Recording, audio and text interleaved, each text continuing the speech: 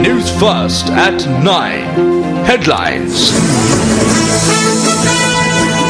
A very good evening to you and welcome to News at 9. You're joining me live from the Newsfirst Centre in Colombo.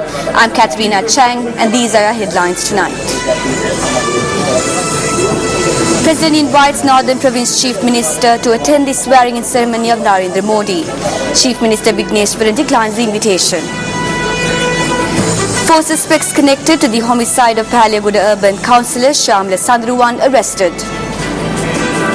Proceedings of the Kurunava Urban Council heats up over a debate on drug smuggling. Farmers in their hundreds take the streets of Nuwara citing various demands. The Ministry of Mass Media and Information calls for transparency and trustworthiness of television ratings. Let's now join the main news desk for details of these stories and much more. Thank you very much for bringing us tonight's headlines, Kathy. Good evening and welcome. Live from the Newsfirst studios in Colombo, I'm Nadim Majid. I'm Sonali Wanikbatke. We start off first with a look at one of your headline-making stories tonight. The Ministry of Mass Media and Information issued an official statement today calling for transparency and trustworthiness of television ratings. The statement was issued under the signature of Charita Herath, the Secretary to the Ministry of Mass Media and Information. The statement issued by the Ministry of Mass Media and Information notes that there are about 25 television channels broadcasting in Sri Lanka at present which are licensed by the ministry. The statement notes that there is a turnover of billions of rupees per year in advertising, which is the main revenue stream of these TV channels. It adds that the most popular TV programs, which are the primary revenue sources in TV advertising, are selected at present through data compiled by several private research agencies operating in Sri Lanka. The statement reads that billions of rupees are invested in TV advertising on the basis of these ratings. The statement signed by the Secretary to the Ministry of Mass Media and Information, Charita Herath, also notes that current reports indicate that various institutions have spent 46 billion rupees last year on TV advertising alone. Herath notes that since the billions of rupees invested in TV advertising are based on these ratings, it is essential to maintain the credibility of this information. He adds that several private and state television channels have lodged complaints with the Ministry of Mass Media and Information, challenging the transparency and trustworthiness of the reports presented by several rating agencies operating in Sri Lanka. To arrest this situation, the Ministry of Mass Media and Information has decided to hold talks with the key stakeholders. The Ministry of Mass Media and Information believes that it is imperative to provide an environment to ensure the trustworthiness and transparency of ratings and to ensure that future reports are streamlined with a substantive research base. On the 28th of March this year, Ceylon Newspapers Private Limited, in a letter of demand through Attorney-at-Law G.G. Arul Pragasam, demanded a sum of 500 million rupees from LMRB Private Limited for loss and damage incurred. Ceylon Newspapers Private Limited, the publisher of 2 daily newspapers and 2 Sunday newspapers, claimed that LMRB, which publishes readership figures of newspapers and circulates this publication to advertising agencies, had been negligent in the release of readership figures in the reports published in 2012 and 2013 for the 4 newspapers published by Ceylon Newspapers Private Limited. Ceylon Newspapers Private Limited further claimed that Lanka Market Research Bureau Private Limited had at all times acted with mala fides against Ceylon Newspapers Private Limited. Newsfirst reliably learnt that other media institutions could be expected to take similar action. C.V. Vigneshwaran, Chief Minister of the Northern Province, has declined an invitation extended by President Mahinda Rajapaksa to join him to attend the swearing-in ceremony of Indian Prime Minister-elect Narendra Modi. Modi will take oaths as the leader of the world's largest democracy on Monday, the 26th of this month in New Delhi. President Mahinda Rajapaksa had recently received an invitation to attend the swearing-in ceremony of India's new Prime Minister. The presidential spokesperson and international media unit noted that the president had confirmed his attendance yesterday. Following the confirmation of his attendance, the president had extended an invitation to the chief minister of the northern province, C.V. Vigneswaran, to join the Sri Lankan delegation. However, Northern Province Chief Minister had declined to accept the invitation in a fax addressed to Minister of External Affairs, Professor G.L. Pires. He points out that his attendance would indicate that there exists a strong cooperative spirit prevailing between the government and the Provincial Council, when in fact the peoples of the north are engulfed in a climate of fear on account of the continued presence of the military, while the activities of the Northern Provincial Council have been stultified. He notes that he would be guilty of facilitating tokenism to accept such an invitation. Northern Province Chief Minister C.V. Vigneswaran expressed his earnest hope that the spirit of partnership and goodwill expressed by this kind of invitation would continue to ensure that the electoral mandate of the Northern Provincial Council would be fulfilled and the fundamental rights of its people are preserved. Meanwhile, President Mahinda Rajapaksa yesterday met with the Sri Lankan community in China. The meeting was organized by the Sri Lankan community in China. The head of state also engaged in a cordial discussion with a group of Sri Lankan students studying in China.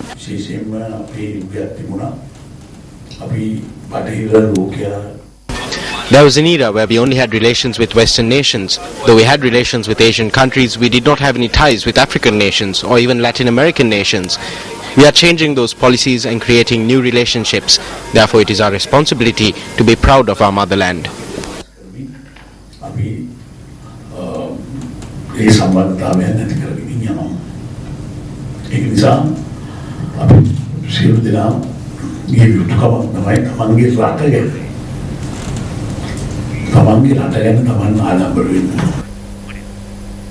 Farmers in the Nuwara district engaged in a protest march and Satyagraha campaign today, citing several issues. The protest began at around 10 a.m. from opposite the Buddhist center in Nuwara. Farmers from all over the Nuwara district, including those in Kandapula, Ragala, Mipilimana and Kudawaya, engaged in this protest alongside members of the clergy. The main issues highlighted by the protesters were the lack of a proper market for their produce, the lack of facilities when obtaining bank loans for agricultural activities, and the inability to obtain seed potatoes at a concessionary rate. The protesters also called on authorities to look into the issues that they have had to face due to the steep fall in vegetable prices and the high cost of seeds. Merchants also supported this protest by closing down their shops today.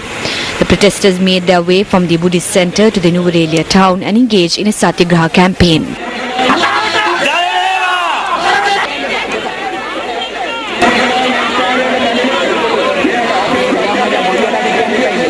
According to our correspondent in the area, roads in Nuwara were shut down for nearly 3 hours due to the protest and Satyagraha campaign. Understand the situation of the farmers in Nuwara. If you import potatoes when there is a shortage, why can't our produce be exported when there is a surplus?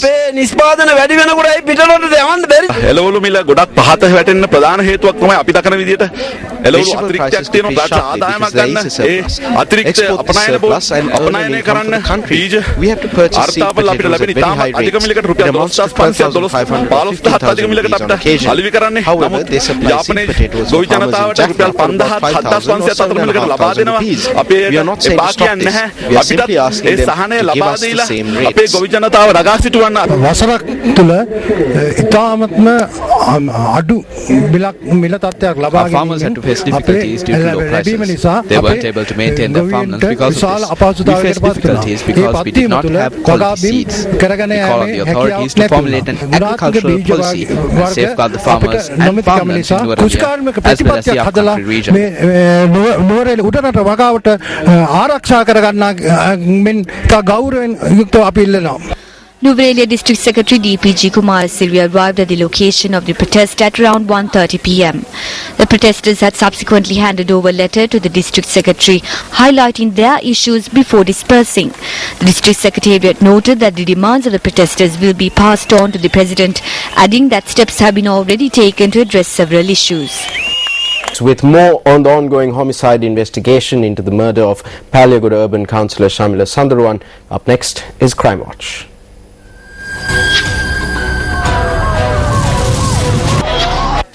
4 suspects have been arrested in connection with the murder of SLFP Palyagoda urban councillor Shamila Sandaruwan. The police stated that the main suspect was arrested at a rented house in the Adi Ambalame area in Katnayaka yesterday.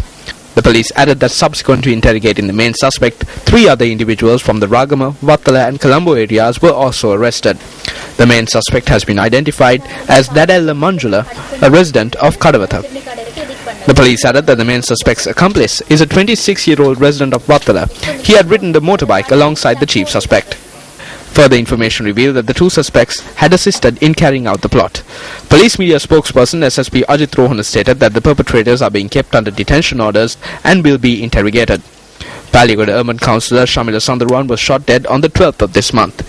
He was travelling in his vehicle along with a friend at the time of the incident. Meanwhile, a body was found in a paddy field in the Nampamunu area in Dulekanatta, Piliandala. The police stated that the body was discovered in close proximity to the victim's house. The deceased was identified as 35-year-old Sanjeev Vasanta Fernando, who was a father of 2. I was asked to look in this area because dogs were continuously barking in this direction. I saw a man on the ground. I quickly informed a lady here and she called the police.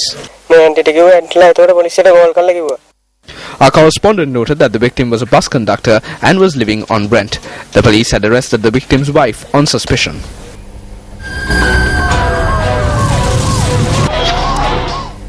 Tensions flared at the monthly meeting of the Kolonnawa Urban Council today. The situation was caused by the attendance of a former coordinating secretary of the deputy chairman of the Urban Council. A tense situation arose at the monthly meeting of the Kolonnawa Urban Council today when KD Chandana Prasanga Pereira, a former General Facilities Coordinating Secretary of Suresh Kodagoda, the Deputy Chairman of the Urban Council, accompanied the Deputy Chairman to the Council meeting. The Chairman of the Council had opposed the presence of Chandana Prasanga.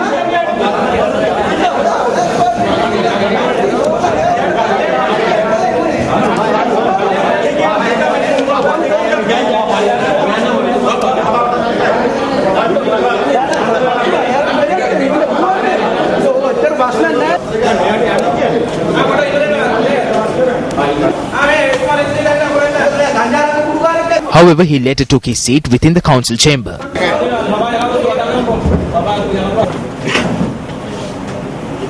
The meeting subsequently commenced. However, councillors noted that the meeting could not commence until the police were called to the council to provide security.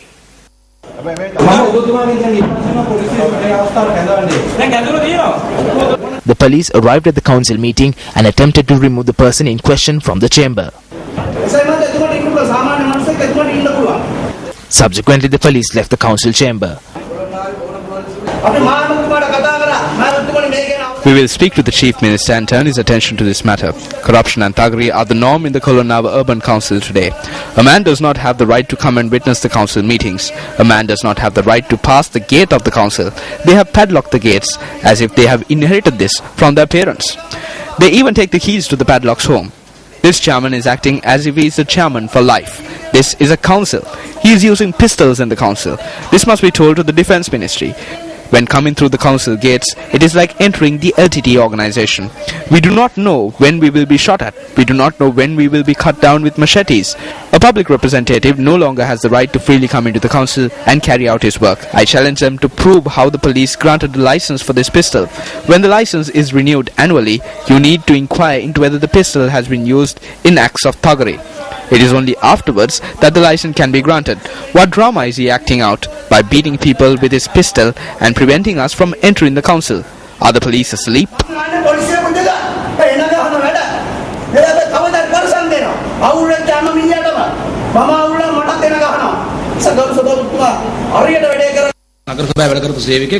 An employee of the Urban Council who has been interdicted cannot take part in the council meetings. I called the OIC and told him, do not let these individuals enter because this might create an issue. The OIC responded by stating that he had also insulted the police and asked us to send this individual to him. It is our politician who forcibly took this individual to the council premises. UPFA Western Provincial Councillor Hirunika Premachandra responded today to a recent statement made by Minister Patali Champika Ranawaka. Bharat Lakshman ಸಿದ್ಧಿಯ ಅವಸ್ಥಾವೇදී රටේ මත්කුඩු එක පාටම සති කීපයකට අතුරුදහන් වුණා. හිඟයක් ඇති වෙලා සම්පූර්ණයෙන්ම මත්කුඩු අතුරු දහන් වෙලා ගියා.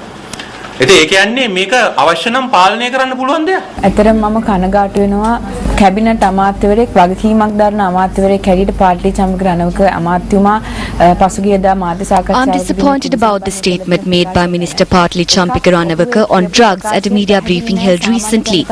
He's a cabinet minister who should act with responsibility. His statement is ambiguous and could be interpreted in a wrong way. My father's name was mentioned. He said that after the death of my father, the drug trade suffered a setback. That is not how the statement should have been made. What should have been said was that after Domingo Silva left the country suddenly and after he was not to be seen since the death of my father, the drug trade saw a setback. I'm disappointed by this because before individuals like Partli Champika came along, it was my father along with the president that helped build the Sri Lanka Freedom Party. He was a stalwart of the party. I'm saddened that such a statement was made about a person who had already passed away. The entire nation, including myself, had many expectations about the minister.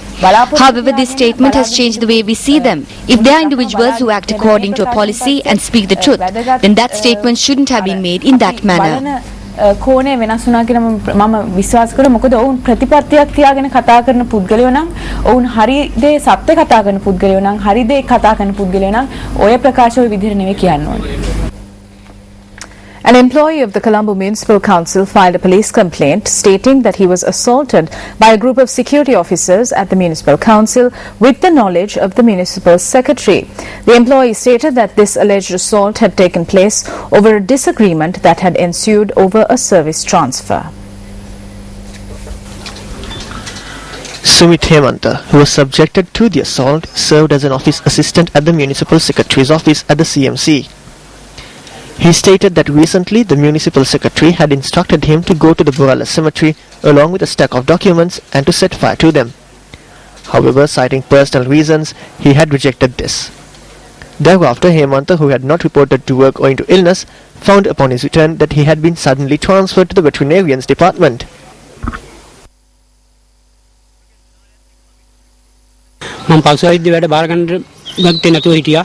I didn't take up duties at the veterinarians department. Then I complained to the deputy in charge that I've been transferred to the veterinarians department. He told me not to go there and that he'll sort out my transfer for me. I was asked to go to the Janahamur, which I did, but I still didn't get the transfer. During office hours at around 10 a.m., the Municipal Commissioner Janaki came with 4 or 5 men and asked me to come out of the office. I asked her why I should leave my place of employment and informed her that I was working. When I refused, the security officers beat me. After they beat me, I fell. I knocked my hand. They then dragged me across the floor and pushed me down the stairs. He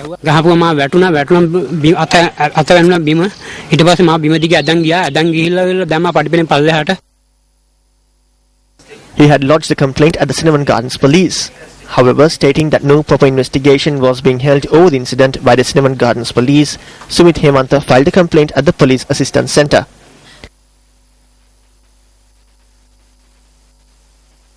When Newsfirst attempted to contact the Municipal Secretary, MDC Janaki, she rejected our request.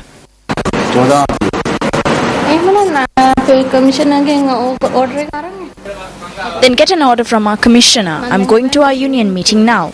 It's at 10.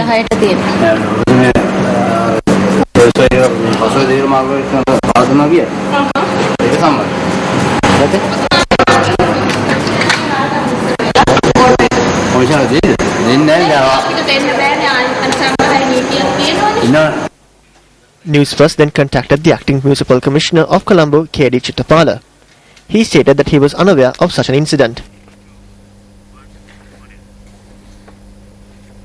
An order was made by High Court Judge P.F. Moraes to immediately halt the inspection of bank accounts held under the name of former Chief Justice Dr. Shirani Bandaranaike at the National Development Bank. Earlier, the Chief Magistrate granted permission to inspect the bank accounts under the name of the former Chief Justice. The order by the High Court was made today when a petition filed against the Magistrate's order by the National Development Bank was taken up for consideration. The attorneys appearing for the former Chief Justice informed court on an earlier occasion that the Commission to investigate allegations of bribery and corruption had filed a case against their client on her assets and liabilities.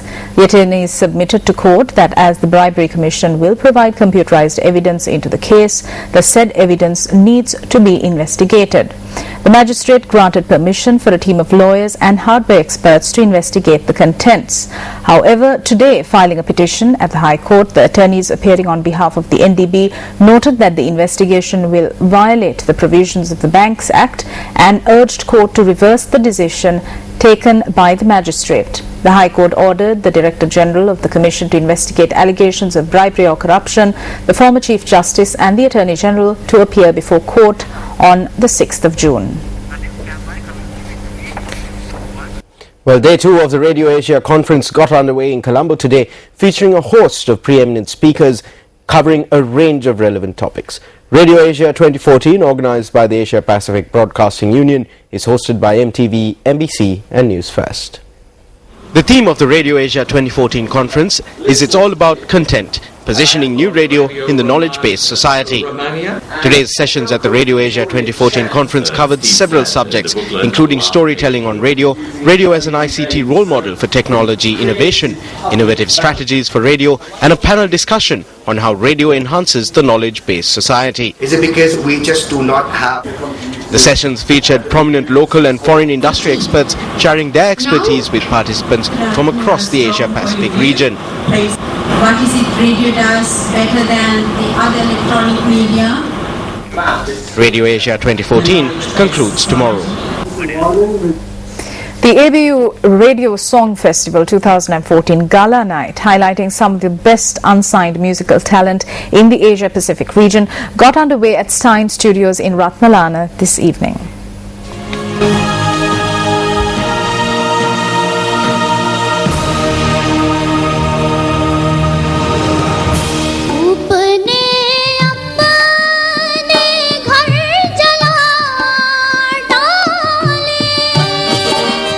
The second edition of the ABU Radio Song Festival Gala Night, being held parallel to the Radio Asia 2014 conference, worked off with a cacophony of sound at Stein Studios in Ratmalana this evening.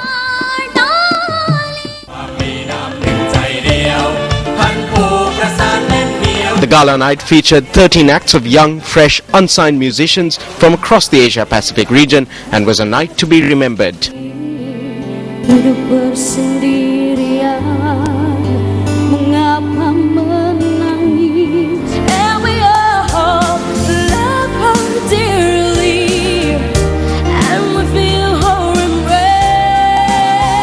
The talented musicians treated the audience to an auditory experience like never before, with their wide and varied repertoire transporting listeners to a plane of musical bliss.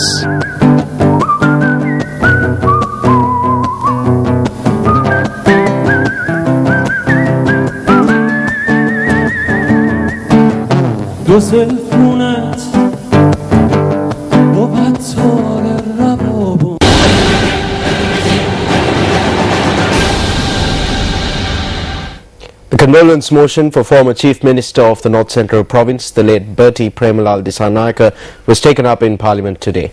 Here are some of the views that were expressed in the House. He fought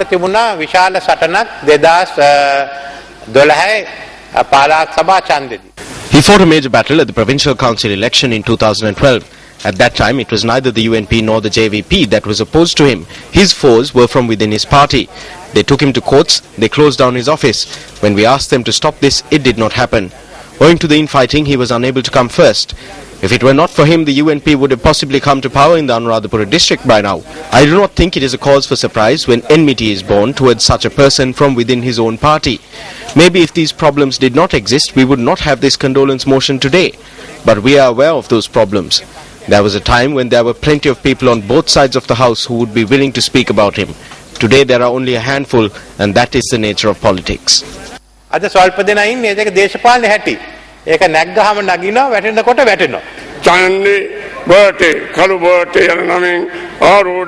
Bertie put his neck on the line to ensure the victory of the Sri Lanka Freedom Party at elections. He would put his chest before the bullet. Bertie Premalal Dissanayake can be identified as a politician who rendered an immense service for the people of Rajawata. I wish to note that the name of Bertie Premalal Dissanayake and the service that he rendered will now join the echelon of great leaders who come from the Rajawata.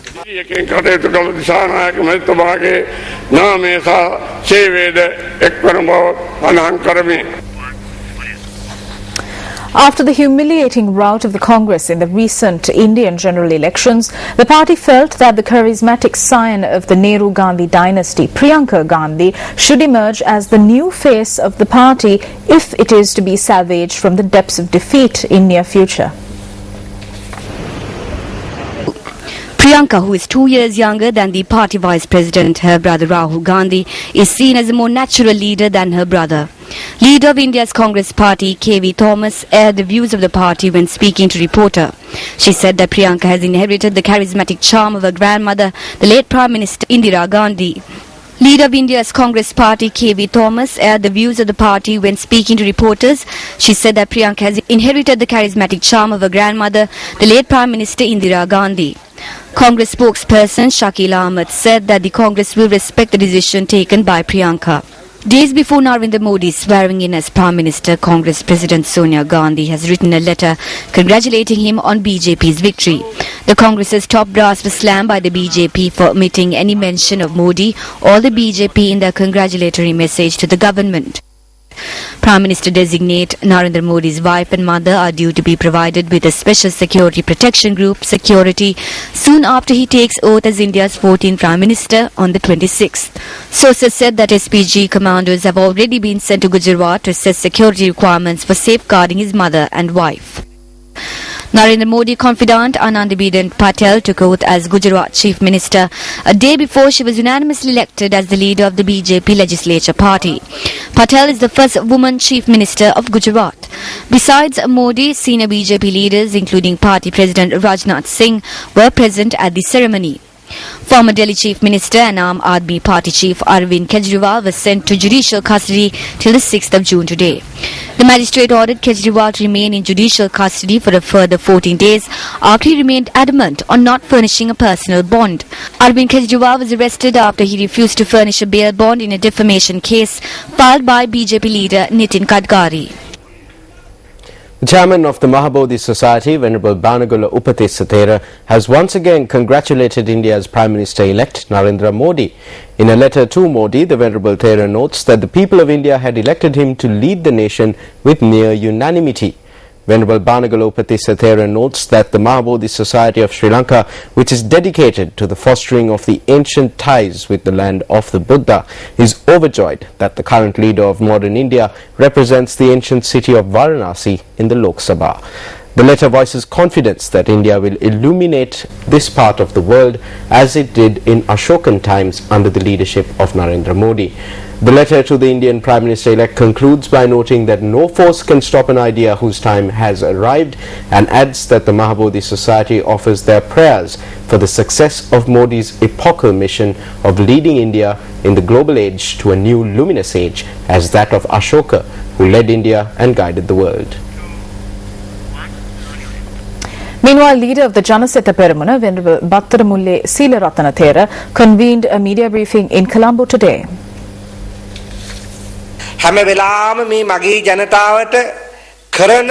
The Janasetta Peramuna is saddened by the inconvenience faced by the public. The National Freedom Front is fading away. One individual crossed over to the UNP while another joined the SLFP. In the future, one individual will join our party. We are waiting for this. If there are individuals who are frustrated with their party, we invite them to join us. We will give you the platform that you deserve.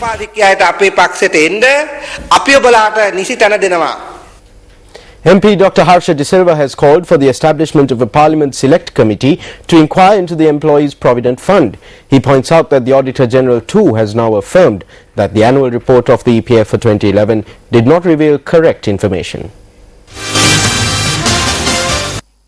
UNP parliamentarian Dr. Harsha De Silva convened a media briefing today to make clarifications on the 2011 annual report of the Employees Provident Fund, which was presented to Parliament the day before yesterday. For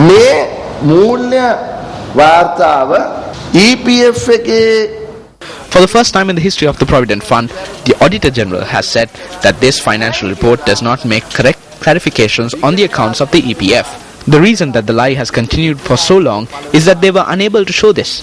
Is this why the annual report for 2011 was postponed to the 21st of May 2014? At the next parliamentary session, we will call on the Speaker to immediately establish a select committee to inquire into the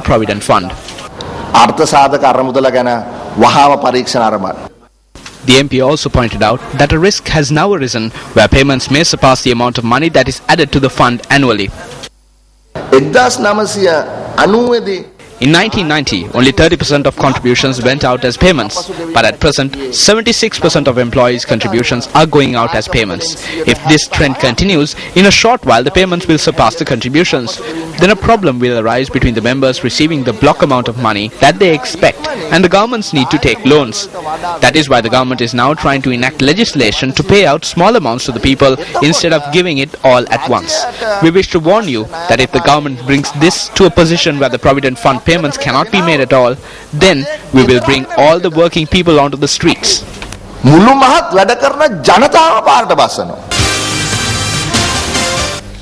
Israel's ambassador to India and Sri Lanka, Alon Ushpiz, says that the bilateral relations with Sri Lanka is a full partnership with emphasis on economic relations. He made this statement at a celebratory event held in Colombo last evening to mark Israel's National Day. The event was attended by many dignitaries including politicians and members of the diplomatic and business communities. Israel and Sri Lanka share many common characteristics, namely the warmth and friendliness of the people, the beauty of the land, and the difficult challenges we have both faced in the recent decades. This year began with the visit of His Excellency President Rajapaksa to Israel, the first visit ever of the President of Sri Lanka to Israel. And indeed, the visit is an important milestone in the cooperation between the two countries. For in our vision, we see this relationship as a full partnership with an emphasis on the economic relations in a wide spectrum of economic activities. We are continuing our endeavor to further develop and promote employment of Sri Lankan workers in Israel. A day after the army took control of the Thai government, coup leader General Prayut proclaimed himself as the acting prime minister, while scores of politicians and activists have been barred from leaving the country.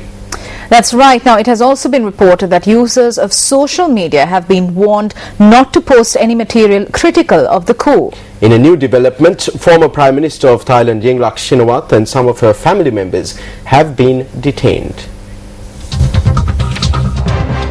The Army General Prayut Chan-o-cha held a meeting with military personnel in Bangkok to explain the role of the army following the bloodless coup, the military channel said in a news bulletin. The meeting with the military is one of many that Prayut has chaired during the day. He has also met with former Prime Minister Yingluck Shinawatra, former ministers as well as civil servants and officials of state-owned enterprises. Thai TV stations remain shut and cable television off air a day after the army seized power in the bloodless coup. However, intermittently, the Thai military has been airing news bulletins on all channels, broadcasting news of events that take place around the country. Philippine Foreign Affairs Department spokesperson Charles Jose called for a peaceful resolution to Thailand's political turmoil. The Philippines supports a peaceful resolution of the present situation. The Philippines likewise hopes for an early return to normalcy consistent with democratic principles, the rule of law, and the will and interest of the Thai people. Australia's Foreign Minister Julia Bishop urged Australians in Thailand to exercise a high degree of caution after the military coup. We urge Australians to exercise a very high degree of caution, be very careful about their personal security and safety, and given the volatile political situation, to avoid political demonstrations or sites where demonstrations have taken place in the past. We know that the military is out and about. There is a curfew, but we do urge people not to go to the protest sites. Russian military units conducted tactical exercises on the ground and in the air along the Ukrainian border in the Krasnodar region. Combat helicopters fired live ammunition at targets with support from teams on the ground. Following the exercises, Russia moved 15 transport planes and 20 trains carrying personnel and military equipment out of the 3 provinces which border Ukraine. Moscow has amassed tens of thousands of troops across the border from eastern Ukraine, where pro-Russian separatists have declared 2 independent states. Kiev and its Western allies view them as a threat that Russia might use force to support the rebels.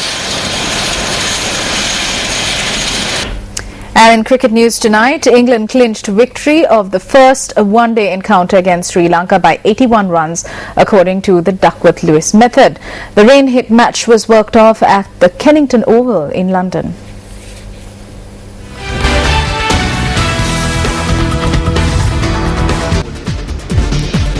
Put into bat, host England posted 247 runs for the loss of 6 wickets in their allotted 39 overs. Gary Balance top scored with 64 runs while Ian Bell chipped in with 50. Sachitra Senanayake picked up 3 wickets for Sri Lanka. The Lankans, who were set a target of 226 runs in 32 overs, got off to a bad start, losing opener Lahiru Thirimanne for a duck. Mahela Jayawardene and TM Dilshan chipped in with 35 and 33 runs respectively. However, none of the other batsmen were able to make a notable contribution.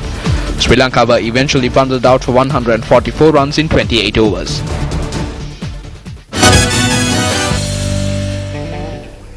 Ramesh Rugadmanda joins us now with the weather.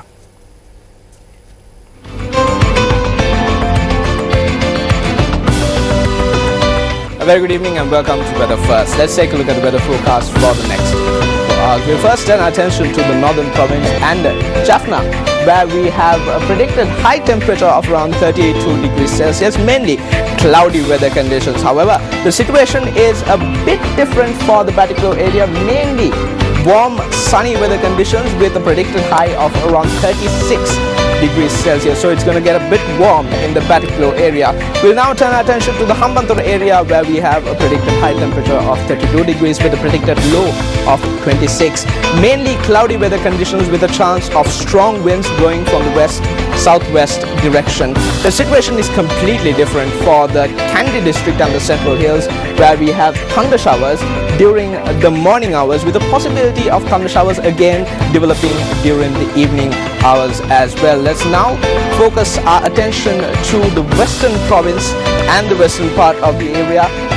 Colombo, mainly thunder showers during the early afternoon between around 1 p.m. and 3 p.m. The rest of the day mainly cloudy weather conditions, but there is a possibility that thunder showers may develop in Colombo during the evening hours as well.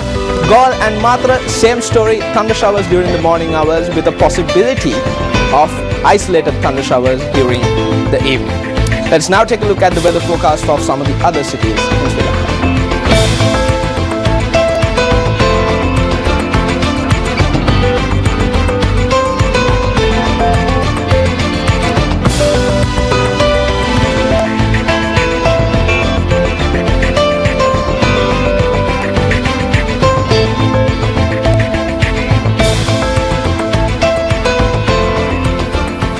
Thank you very much, Ramesh, for that very comprehensive weather update. Now, before we wrap up the news tonight, we take a look at an amazing stunt that was pulled off in a basketball court recently. Naveem, the stunt was performed by a member of the group who call themselves the Lords of Gravity of the NBA. Now, what you are about to see is a rehearsed stunt carried out by professionals. Do not try this at home. Good night and have a great weekend. I'm going to do a special trick, and this trick will be the backflip dunk from the board.